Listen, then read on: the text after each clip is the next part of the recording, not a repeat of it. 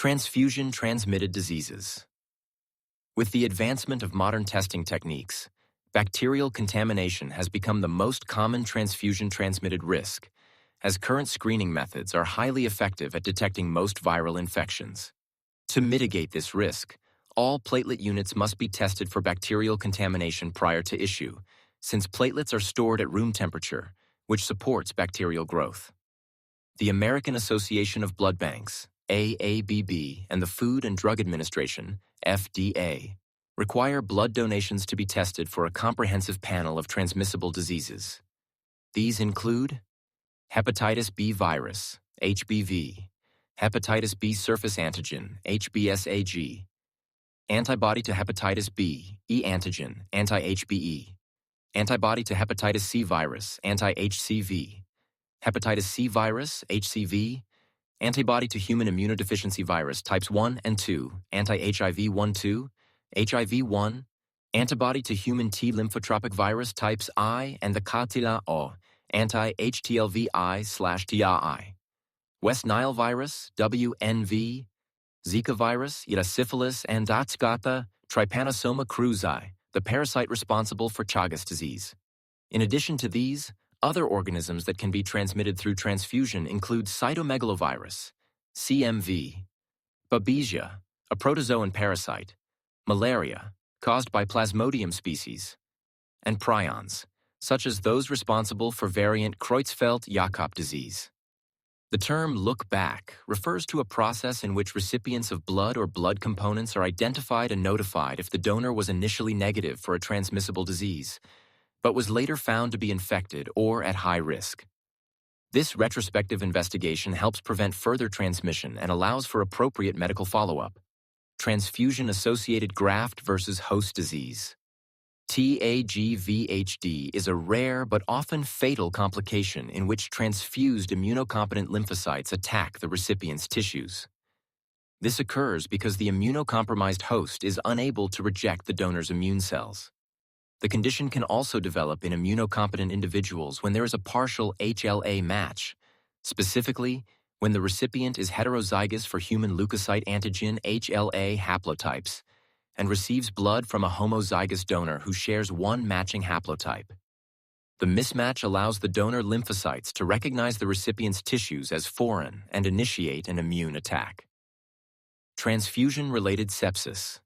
Transfusion-related sepsis should be suspected when a patient develops a high fever, shaking chills, and low blood pressure shortly after receiving a transfusion. This condition is most commonly associated with platelet transfusions, again due to their room temperature storage, which supports bacterial proliferation. The use of diversion pouches on donor collection bags has significantly reduced the risk of bacterial contamination by diverting the initial portion of the blood draw, which is most likely to contain skin flora. Hemolytic disease of the fetus and newborn, HDFN. Etiology.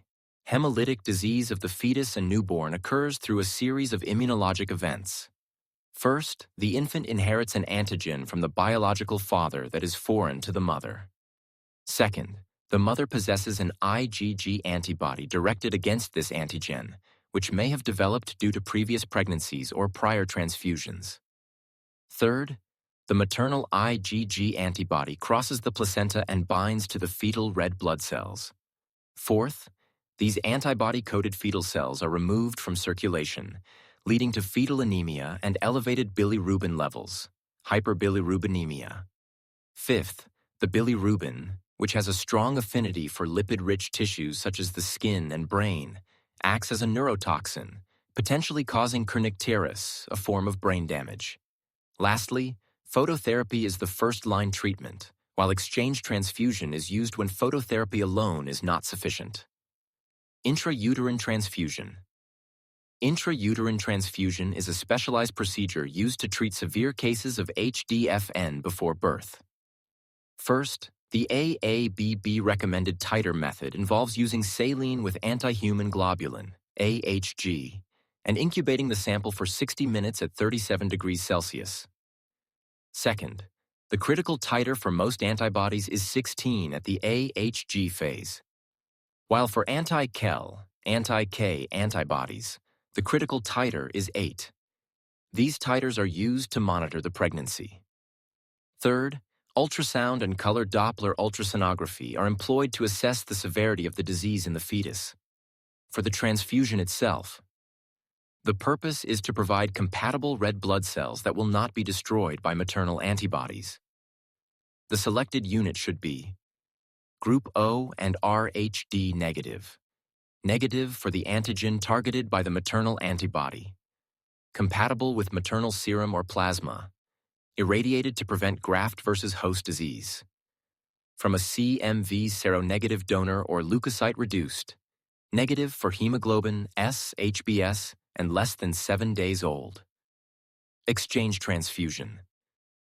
Exchange transfusion is used to reduce bilirubin levels and remove maternal antibodies from the infant's circulation. First, it introduces antigen-negative red blood cells while removing antibody-coated cells, which would otherwise be destroyed and contribute to rising bilirubin levels. Second, acceptable samples for cross-matching include the maternal blood sample, an eluate prepared from the infant's red blood cells, and the infant's serum or plasma. For the blood unit selection, the unit must be negative for the antigen against which the maternal antibody is directed and compatible with the maternal antibody. If the HDFN is due to ABO incompatibility, the unit should be Group O. If the HDFN is due to RHD incompatibility, the unit should be RHD negative. The age of the blood unit should ideally be less than 5 to 7 days old. If using CPDA-1 anticoagulant, the unit may be used if it is less than 14 days old. The unit must be irradiated, leukocyte reduced, or from a CMV seronegative donor to ensure safety.